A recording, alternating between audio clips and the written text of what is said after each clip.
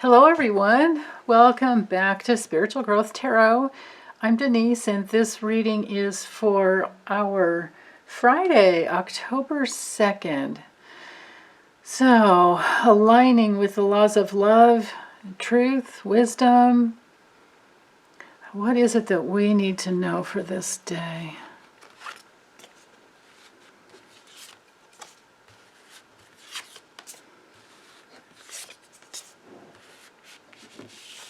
Okay.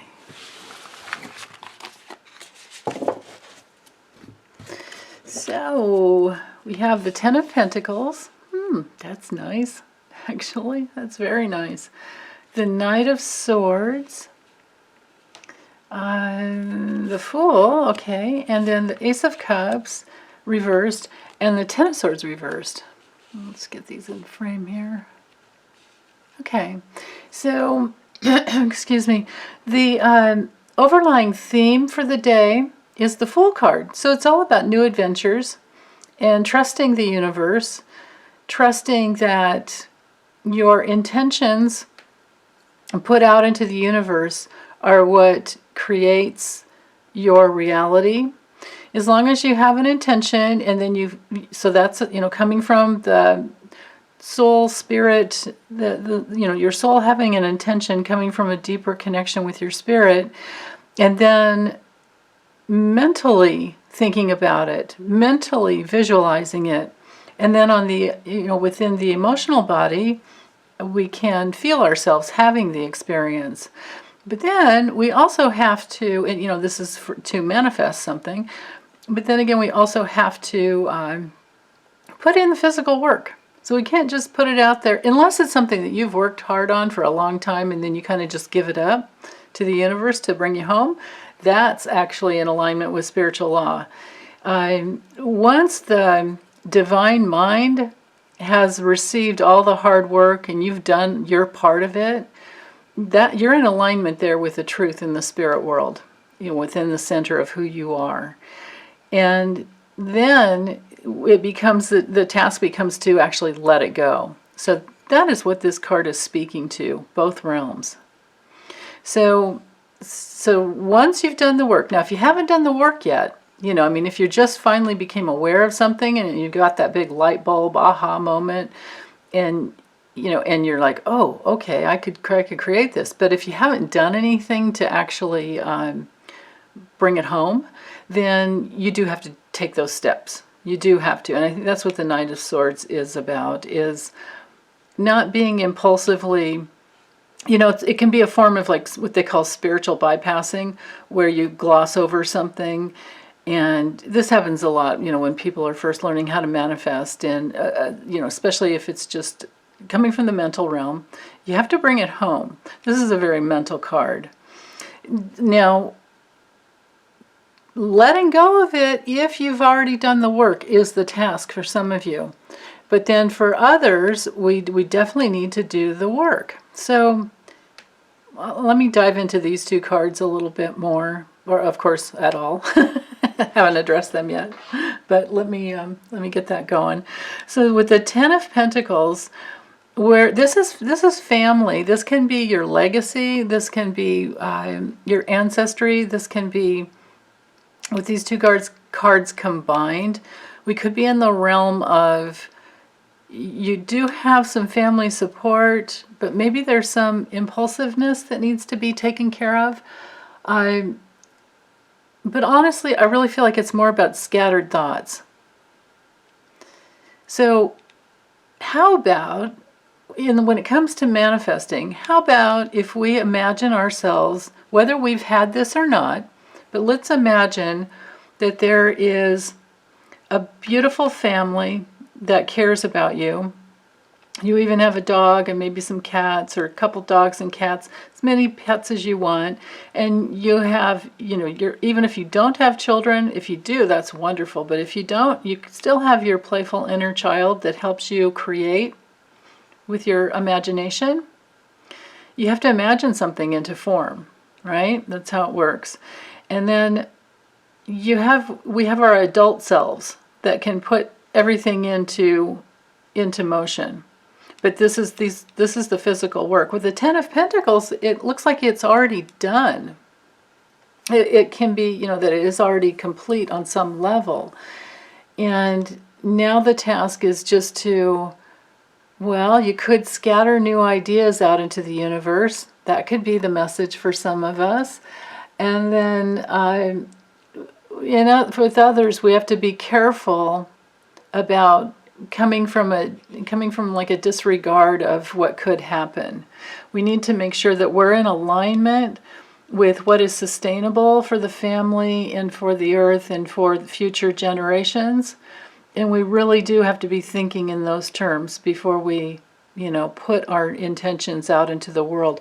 Or maybe you already have something really good going on, and now there's a higher intention of like, oh, wait a minute, how do I create this by and reduce my carbon footprint at the same time? Or how do I make sure that I don't contribute to global warming with my new creation, whatever that is? It could be that for some of you as well. So that could be, you know, what's going on this morning, just something to consider. And then with the afternoon, with the Ace of Cups reversed, we have to be careful about repressing any feelings, any emotional reactions that might be coming up, especially when it comes into the realm of, you know, having a hard time from walking away from something. It might be that, excuse me, hold on. I had a tickle in my throat. This might be that we've been having a really hard time walking away, excuse me.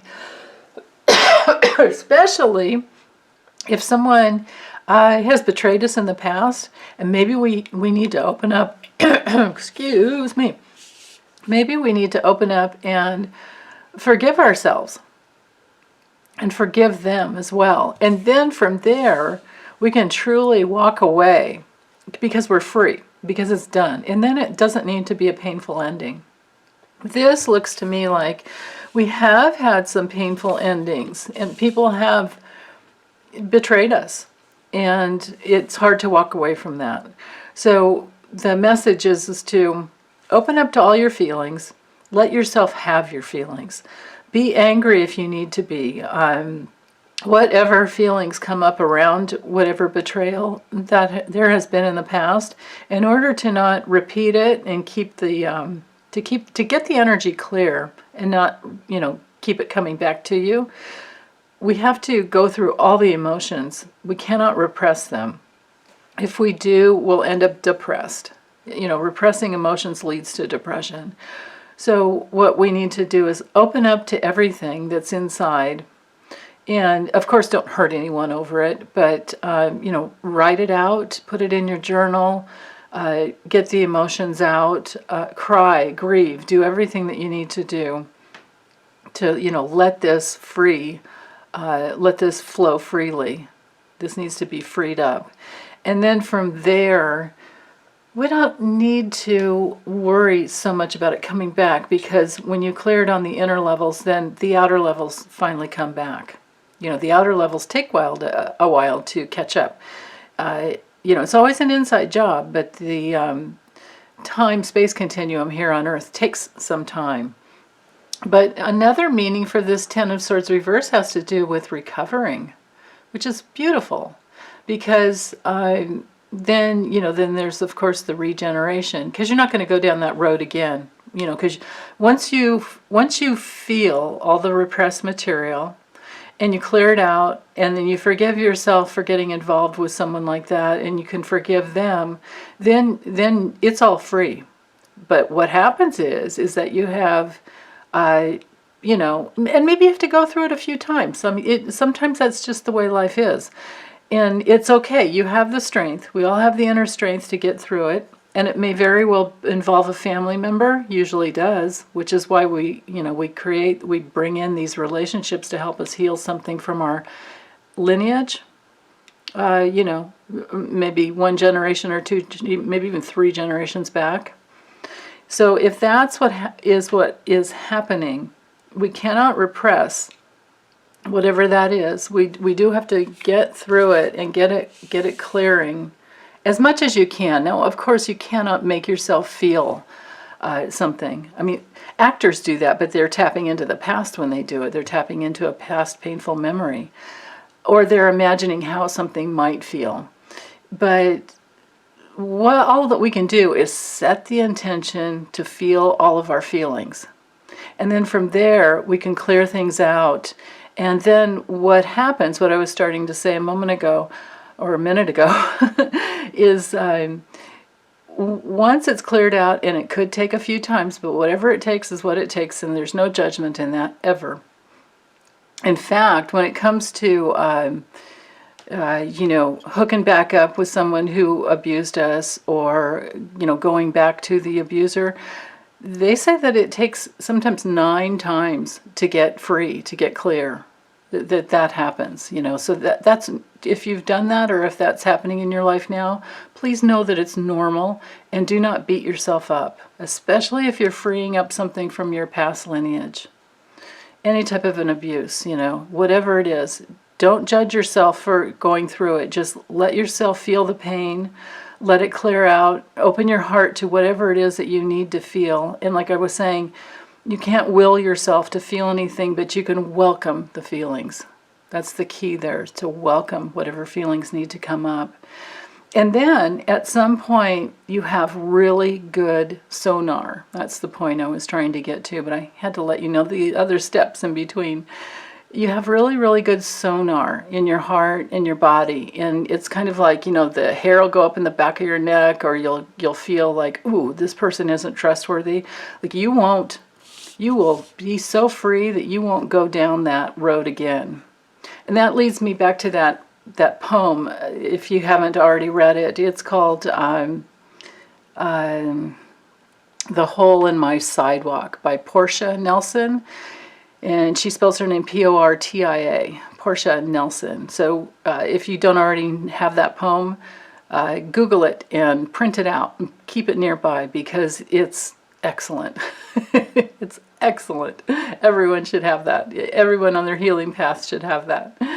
So, okay, but then let's go back to, let's say, with the Ten of Swords. Just in case we're, some of us are stuck in this place where we're repressing our feelings and we can't get to the feelings. There's something in there that we can't get to. That happens when we're still in survival mode, because what we need to do is be a little stronger and protect ourselves. We need to bring our thoughts together in a way that can help us, become more free and get to the new adventure in life, which is safe. Because safety is always the most important thing, right? I mean, you have to get your physical safety, you have to be in a physically safe place before you can do these other steps. So if any one of you are, if you're going through any type of an abusive situation like that, and you're having trouble freeing yourself, don't worry about the feelings yet. Use your strong, healthy intellect to get yourself, and get yourself with people that can help you become safe. And then you do the emotional work after.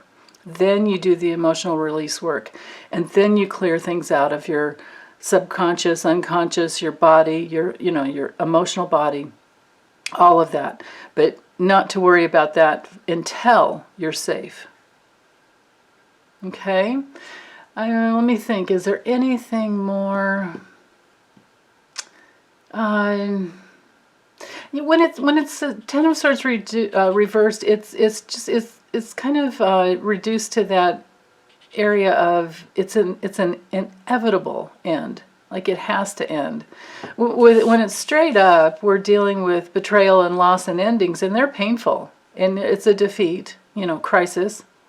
But when it's reversed, there's recovery. Recovery's coming in. And there can be some, a lot of fears that are still floating around.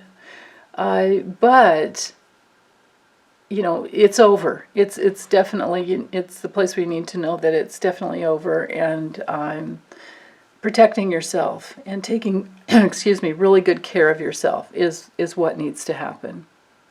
So like I said, make sure you're safe, be in alignment with what is coming from the physical realm, maybe coming through your body, because with the Pentacles, it's body and it's lineage. Your body will never lie to you. And many, many times what they would call, what doctors might call psychosomatic illness, is really just your body trying to help you heal and trying to get you to a safe place. So, yeah, I think that's it. I can't really find anything more to speak to in here. Yeah, okay. Thanks, you guys. Take good care.